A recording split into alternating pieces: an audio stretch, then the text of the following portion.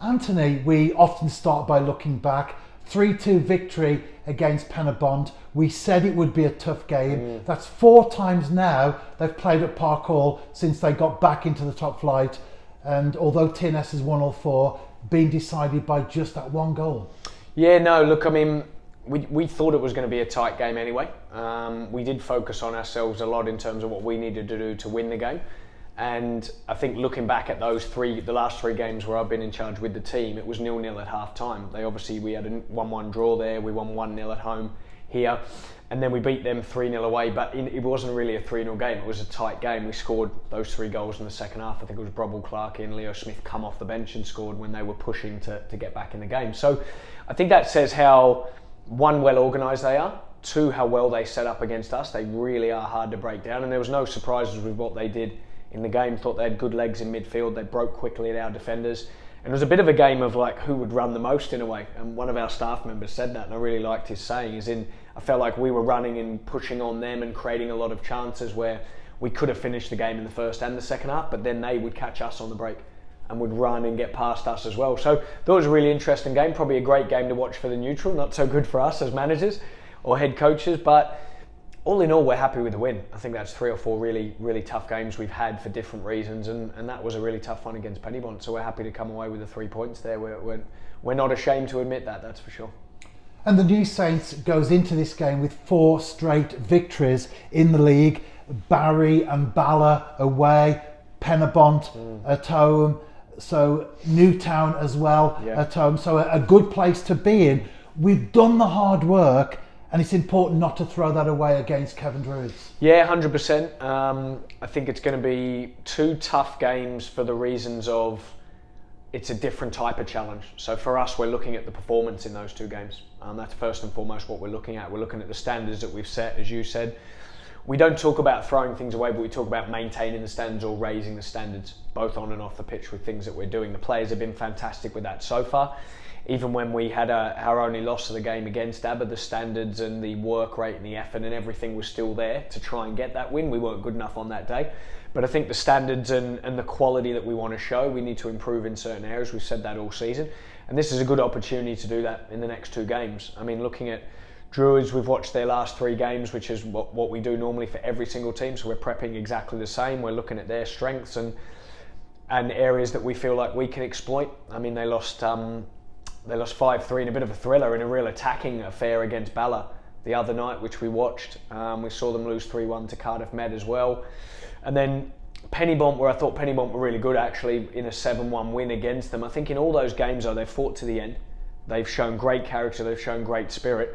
And they'll be coming here and for the away game where we play them to really make a marker and do what they have done, which is not give up. So I think it's a tricky one. I think for different reasons, and like we said, we'll be looking at that performance will be the main thing we're focused on.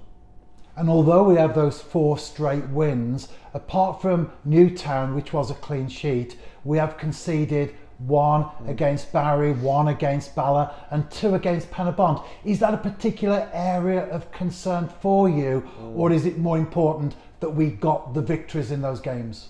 I think both would be the answer to that. So it was important that we got the victories leading into Christmas. We highlighted those games leading into these 2 games as a section of games after we played ABBA. We lost that game, we were disappointed. We had a small break, and then we had those 4 games before the Christmas one. So it's good if you're not playing sometimes at your best and you can get maximum points. We're happy with that, no doubt. But not just the goals we've conceded, but there's definitely been areas to improve on defensively as a whole team. Defending in different areas and different scenarios in the game has been a key bit for us. We've worked on that in the week. We showed a lot of video this week as well around that. And we know we need to improve in that area. But I think also as well, helping the defenders defend is the way we attack. And if we're clinical, and a lot more clinical and ruthless in the games like we were, probably Bala would be a good example. Barry, we should have probably scored a few more. I think Penybont here the other night, we should have scored more. That would help us defensively, because then we could keep a gap between the scoreline. So that's something we're looking at as well, not just the defending side of the game or the defenders, but also the attackers and the attacking play to be more clinical and ruthless, which will help us, give us a platform to defend, if that makes sense. And as we go into the game and we look at the statistics, it's a top versus bottom encounter, a 42-point gap between the sides and a goal difference swing of 75. The Druids, as we know, are yet to win a game. They've got two very creditable draws though, against Flint Town United and Bala Town. On paper, the neutral, the pundit would say this is an easy victory for TNS. How do you prepare the staff and perhaps more importantly the players to focus on this game, to go out there and to make sure they get the 3 points? Yeah, I mean, I think leading into probably the ABBA game, they were second bottom at the time. I think you would have read me out probably similar stats that would favour us as a team. On paper, we were going to go down there. I think we'd been on a good long run of games where we hadn't lost all season until that game. We'd had 2 draws against Flint and Pennybon away. Everybody thought that was going to be an easy game as well, but we really highlighted that as being a tricky one. So I think on paper is great when you look at that, but I think you've got to make sure that, like we did do for the ABBA game, we prepared properly. We're preparing properly for this game. I think doing it right, training well in the lead up to Christmas is very, very important. I've seen and been involved in the other side of it when I've been the team that had been down in that area, which has been many times before, take on the other teams that are higher up, and there you never know what can happen in the game. A poor start, a little mistake, a little slip up can give them a chance. So I think we've got to make sure that first of all we earn the right to play in the game, be physical, be aggressive, win the ball back high up the pitch, press them, not give them a moment's peace, and make sure that when we get it we stretch the pitch, make it big and play. I think that's quite obvious of how we play every time we're at home, which our record's been good at home so far. And I think getting the basics right early on in the game for the players will be key. I must say though, they've trained well this week. They're right up for it. And as I said before, focusing more on the performance as opposed to the result is going to be the key with the players and the staff this week. And we did ask if anyone had any questions for you in this press conference. Michael Davis, he says, how do you get the balance between wanting to make a statement to the league in a game like this, but also respecting the opposition as well? Yeah, I think that's a big key. I mean, we have respected the opposition going into these 2 games by planning and preparing just as we would, whether it's a Europa Conference 3rd round qualifying game or whether it's this game. They're both equally as important as each other, and that's the most important thing. So I think some people do talk about statements and those sorts of things. That's not something that we really talk about. We talk about, first and foremost, putting in a good performance, keeping a clean sheet, scoring and creating, and then if we can get that start or be ahead in the game, then being ruthless and clinical to try and add more to that. So yeah, I think the players have really set that standard. It hasn't had to be too much from the coaches and the staff really. They've been very professional with all the games that we've planned and prepared for so far, and haven't seen anything this week to go the other way. So yeah, we'll give the opposition the respect that they deserve. Like I said, they hang in the games, they go to the end, they're willing, and I think that can always cause you a problem. And as we speak at this present moment in time, we are seeking clarity on the COVID-19 situation. How is that affecting the preparations as you look ahead to this game? Yeah, do you know what? It hasn't so far, Rebs, if I'm honest. We didn't even speak about it today. We just spoke football with the players and what we were doing in training today in the last few days. So it hasn't been an issue so far. I know, obviously, there's been a statement out by the government about no fans attending the Welsh games, and I don't necessarily have a comment on the intricacies of that, but what I would say is for our fans who have been fantastic for us so far, we see them at all the games, the small number of them who travel away and at home, and we try and spend as much time with them in the bar afterwards and that sort of thing. It'd be a real shame if they're not able to attend the games. Obviously safety is very important in these times and in these situations, but it'd be a real loss for them. When I first came in for the last 10 games, we didn't have those people there and the fans there.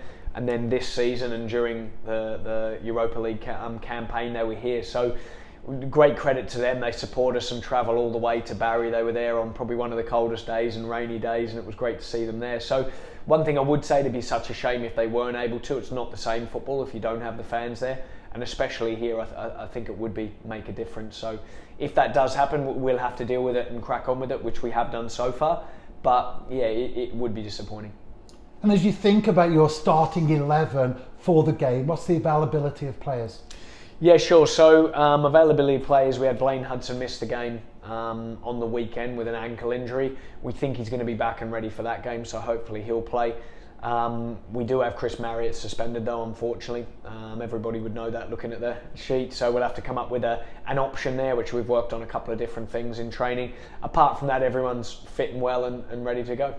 And how much of a miss will Chris Marriott be? Yeah, I think he is. He's our captain. He's been a very key play for us so far. I think physically he's been in fantastic shape and form this season for the tender years that he is. He's been here for a long time. He's a great leader off the pitch as well. So he will be a miss, but he'll be here working hard before that game, that's for sure, and supporting the players as we go. We've got plenty of older experienced players in the team, like H, who's well over 400 games. We've got John Routledge, Redmond. Do you know what I mean? Experienced guys in the team who have played and know what it takes to win over this period for TNS. So yeah, he'll be out for one game, but we have had a few suspensions this year so far, and we've dealt fine with them so far. So we'll be looking to fill in that role, and hopefully might open up a little position for someone else to come in and do well. And we're not far away from the new year now. Final question. Wyn Jones asks, in reference to the transfer window, of course, Sure. Is TNS looking to add players in January? Yeah, sure. It's a good question. We're always looking to add players. We want to improve not just the squad, but the starting lineup. I think if we want to keep progressing and showing the ambition that we had showed in the summer by the players that we added, we need to be looking to do that in January. We've got a few things going on in terms of players that are coming in, but I think the vitally important thing for me is that we add the right players and the right type of players that are going to make the starting 11 stronger, not just the squad. And I think with the right characters as well that can come in and fit in well. So we're talking to a few and getting ourselves out there. However, we need to make sure that they're the right ones first before we add any